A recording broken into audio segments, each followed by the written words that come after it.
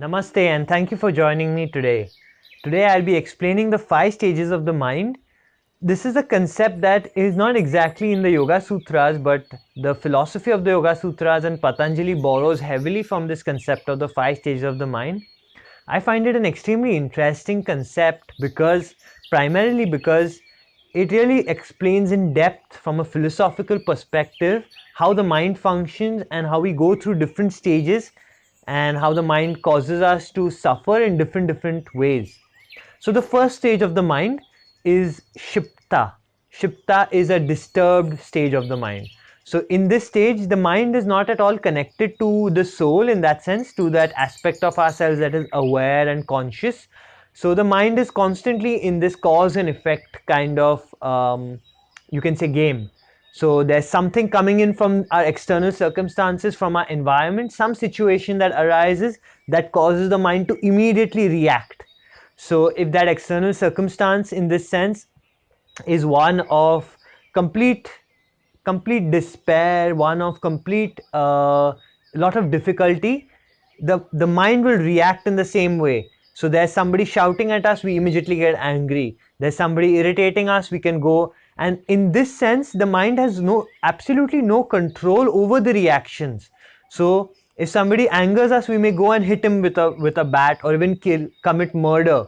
So this is the disturbed stage of the mind. This is the stage of the mind most people who are committing crime, who are doing a lot of atrocious acts, are in this stage of the mind where they are compulsively reacting to their external circumstance, and they are not able to see cause and effect, even though they may at a subconscious level know that if I murder this person, I'm going to get into a lot of trouble later on.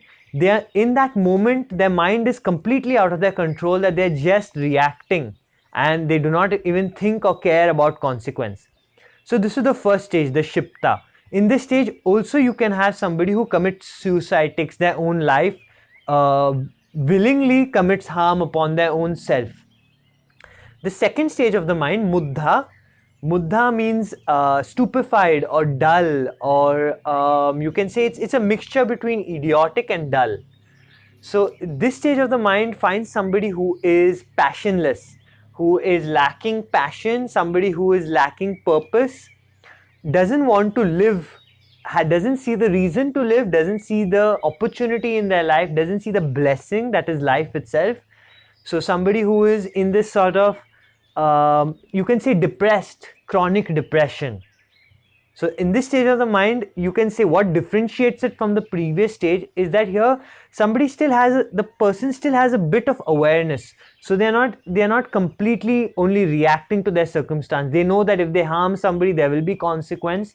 So they're not going to go out committing crime or atrocities upon other people. They are mainly just suffering. It's one step beyond that where they realize that, oh, I'm just compulsively reacting to external circumstances, and they can see this external circumstances around them as being full of pain and full of suffering. But at this stage still the mind is unable to see its own role or its own ability in changing this external circumstance. So they still see themselves as a victim to external circumstances, and so they suffer greatly as a result of that. In this stage of the mind, we also find that there is somehow the mind is still completely alienated from the soul. There is no connection to the soul, so the mind cannot see how awareness itself and how the mind itself is creating the reality that is around it. The third stage of the mind, Vikshipta. Vikshipta means restless. So this is where the mind constantly, one thought after the other, is entering the mind. Most of us are at this stage of Vikshipta, where we absolutely completely lack the control of our mind. So we do not know what thought is going to arise in our mind next. We might be just sitting down to meditate and 10 thoughts hit us. We might be sitting to give an important speech and some random thought enters our mind. So we have no control over what thought is going to arise in our mind next. So this is the restless stage of the mind. Here, however, there is some connection to the soul, some connection to awareness, because even though the mind is completely restless, the mind still wants to improve. The individual still wants to improve, still wants better for itself, can still see consequences clearly, knows that if they do this, they will get that consequence. If they do that, they will get that consequence. Are still trying to improve and better their life in as many ways as is possible. So somebody in the Vikshipta, a common process of somebody in the Vikshipta, they'll create goals and they will write down, okay, I want to do this, I want to achieve this, I want, okay, say they have a health goal, I'm going to start this new exercise routine, and they start it with full force, full motivation, but literally 4-5 days later they get distracted, something else comes up in their life and they cannot keep the focus on their goal. So Vikshipta has somebody who knows, who's trying to better themselves but still cannot have the focus, so the mind is scattered into multiple directions at once. The next stage of the mind, ekagrata. Ekagrata means one pointedness. So here the mind starts to become a very powerful, formidable force, because it can focus on one thing and it can manifest.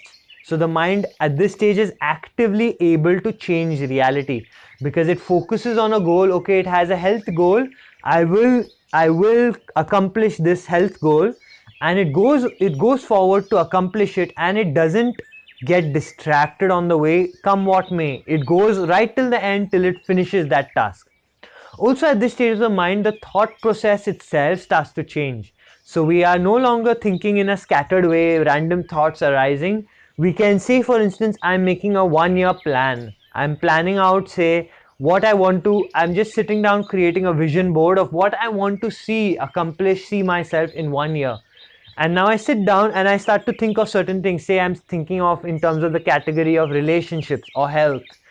And while I'm thinking about health, I don't get distracted by some random thought about what I'm going to do, tomorrow's dinner, where am I going to eat. So, my mind can follow one thought to the next, to the next, to the next without any distraction. Similar to somebody who is an elite level athlete or a sportsman, say somebody on a football field, who while they are playing football, they are not thinking about anything else but the game that they are in. Or even a top level scientist, when he's focused on his work, is only thinking about that. These individuals have achieved this level of ekagrata.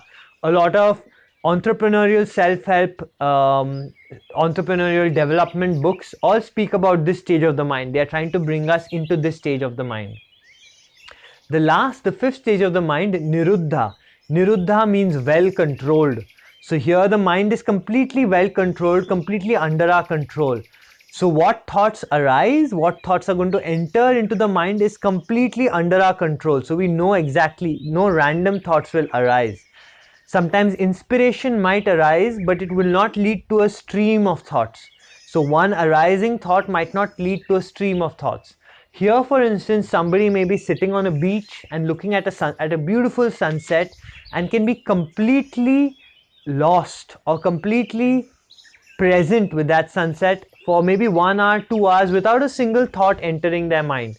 They can still think, they still have the ability to think. If they need to create a plan or need to write an article, they will write that article with exactly the number of thoughts that are required to accomplish the task, and there will be no extra thoughts while they are writing. So in this stage, and whenever they finish thinking something, the mind immediately comes back into silence. So this is a very advanced stage of practice, which we are trying to cultivate this kind of mind through our yoga practice, through asana, pranayam, meditation.